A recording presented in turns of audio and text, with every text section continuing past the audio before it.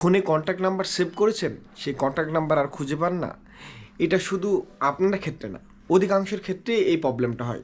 কারণ বর্তমানে যে ডিভাইসগুলো আমরা ব্যবহার করে থাকি, অনেক সময় দেখা যায় যে ডিভাইসে প্রিসেট দেওয়া লাগে, এবং অনেক সময় দেখা যায় যে ফোন ডেট হয়ে যায়, ফোন হারিয়ে যায়, এবং সবথেকে তখন বিব্রতকর অবস্থার ভেতরে সবথেকে যেটা পড়তে হয় সেটা হলো কন্ট্যাক্ট নাম্বারগুলো হারিয়ে যায়।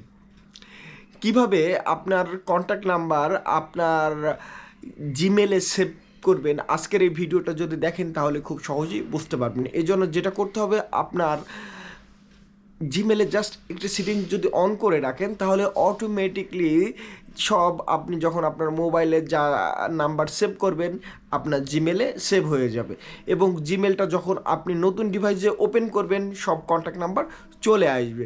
সেজন্য যা করতে হবে, আপনার হাতে থাকা মোবাইলে সর্বপ্রথম যে জিমেল বলে যে অপশন আছে সেই জিমেলে চলে যান। এই যে যেমন মনে করেন আমি জিমেলে গেলাম, এখানে গিয়ে প্রোফাইলের উপরে ক্লিক করলাম, করার পরে ম্যানেজ ইওর গুগল অ্যাকাউন্টের উপরে ক্লিক করলাম।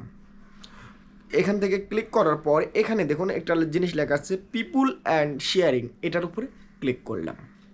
এখানে ক্লিক করার পর একটু নিচে দেখে দেখেন contact info from your device, দেখেন অফ করা আছে, জাস্ট অন করলাম, ওটার উপর ক্লিক দিলাম। ক্লিক দেওয়ার পর এখান থেকে জাস্ট এই যে দেখুন মাইনাস চিহ্ন আছে, জাস্ট এটাকে ক্লিক করবেন, মাইনাসের চিহ্নটা ডান দিকে চলে আসবে বাম দিক থেকে, তারপর ব্যাকে ক্লিক করবেন। দেখুন এটা অন হয়ে গেছে, contact info from your device. এখন থেকে আপনার ডিভাইসে যে নাম্বারগুলো সেভ করবেন সেগুলো অটোমেটিকলি আপনার জিমেলে অ্যাড হয়ে যাবে। এভাবে খুব সহজেই আপনি অ্যাড করে নিতে পারবেন।